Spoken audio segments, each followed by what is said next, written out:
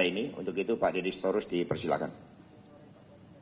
Baik, terima kasih Pak Sekjen, teman-teman media dan rakyat Indonesia yang menyaksikan tayangan ini.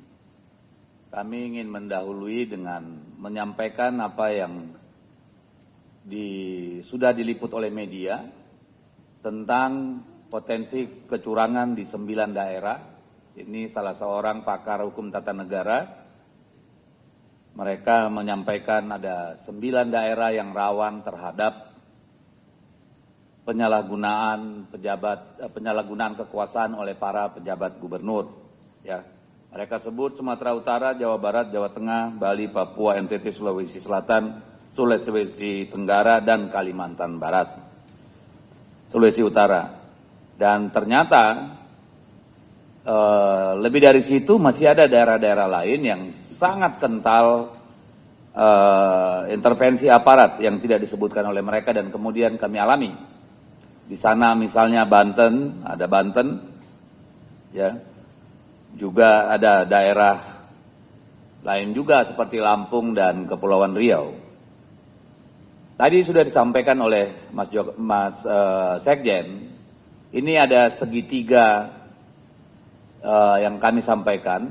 Ini adalah alur yang membuat pilkada kita tidak sekedar soal menang kalah, tapi ada vokabuleri baru dalam pilkada ini, dalam kontestasi ini, yaitu ada yang dimenangkan, ada yang dikalahkan, ya, dimenangkan dan dikalahkan. Jadi bukan menang kalah. Kenapa ada istilah dimenangkan dan dikalahkan? Karena ada pihak-pihak lain yang seharusnya tidak terlibat dalam kontestasi pilkada. Pihak-pihak yang seharusnya menjaga konstitusi, menjaga aturan hukum dan perundang-undangan, menjaga pemilu kita jujur, adil, bersih, demokratis. Ternyata mereka justru yang mengangkangi, meminggirkan, dan membuang semua itu ke tempat sampah. Sudah kita pahami pada pemilu pilpres yang lalu terjadi banyak anomali, banyak pelanggaran dalam pemilu bulan Februari. Dan itu dibuktikan dengan keputusan Mahkamah Konstitusi yang bersifat dissenting opinion, ya, terhadap penetapan presiden. Jadi secara moral dan secara substantif pemilu kita kemarin cacat karena berbagai tindakan pelanggaran yang TSM sifatnya, ya, terstruktur, sistematis, dan masif. Budaya politik buruk ini kami namakan sebagai budaya Jokowisme, karena bermula pada saat seorang penguasa bernama Jokowi dengan segala cara, dengan segala kekuasaan yang dimilikinya, melakukan upaya-upaya untuk menghasilkan pemilu sesuai keinginannya.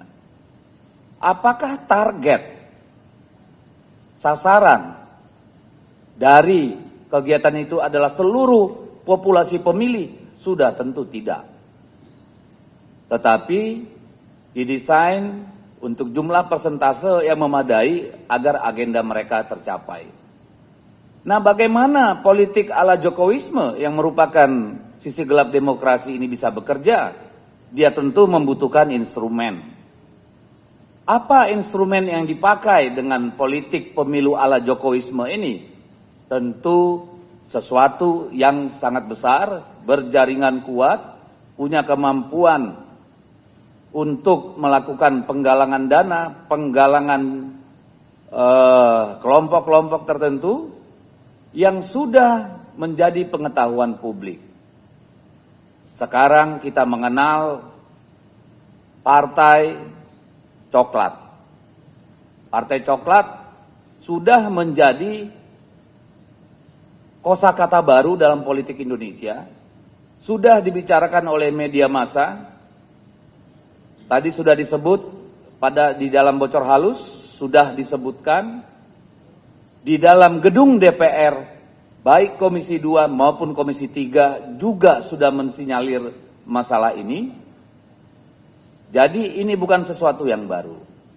Kami di PDI Perjuangan terus terang sedih, karena yang dimaksud Partai Coklat ini sudah barang tentu adalah oknum-oknum kepolisian.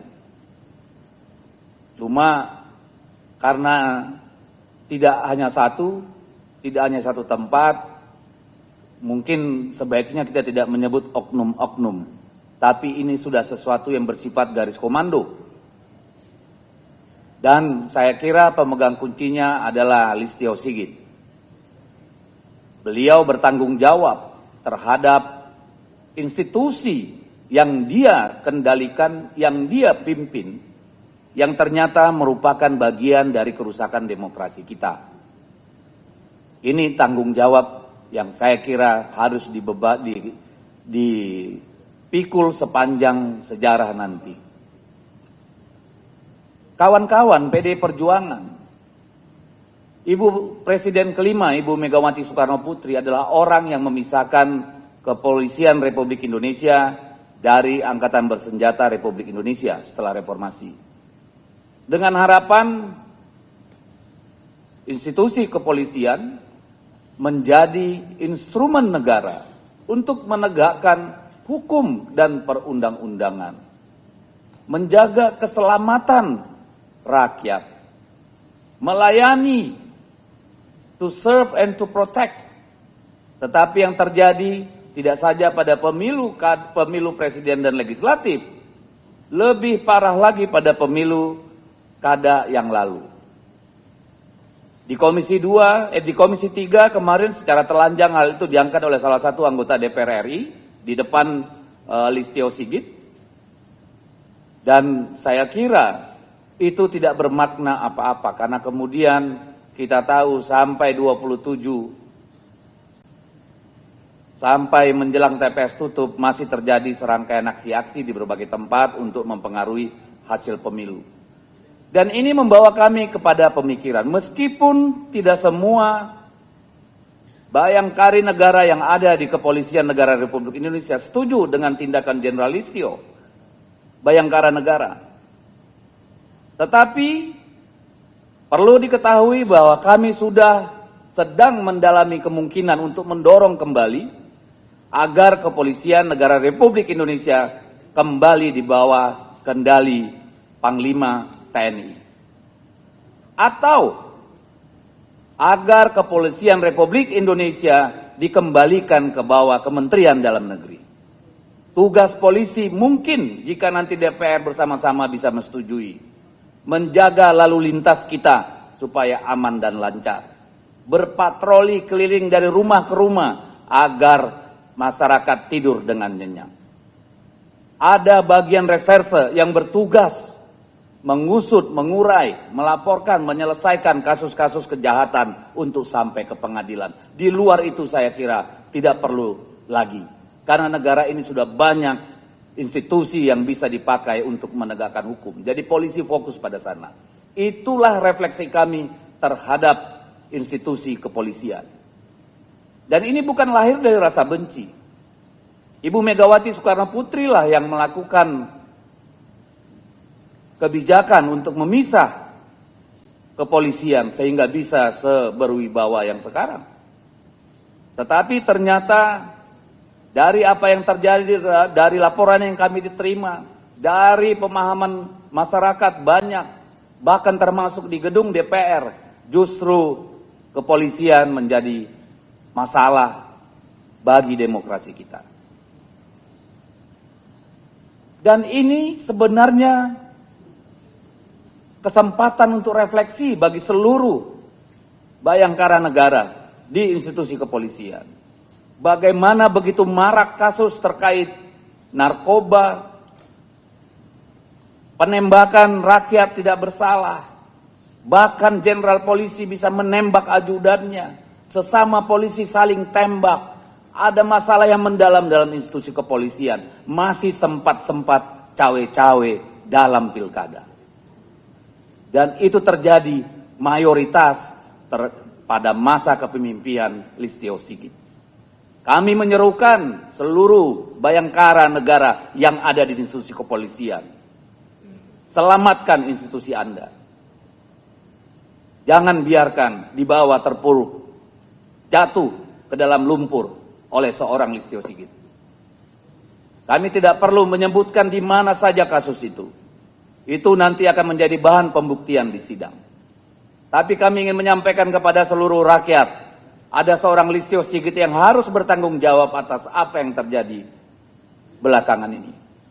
Yang kedua, dari segitiga ini ada yang namanya PJ kepala daerah. PJ kepala daerah ini semua berada di bawah kendali Kementerian Dalam Negeri. Seharusnya lah menjadi tugas mereka memastikan tidak ada yang namanya PJ kepala daerah menjadi alat tim sukses pasangan calon di dalam kontestasi pilkada.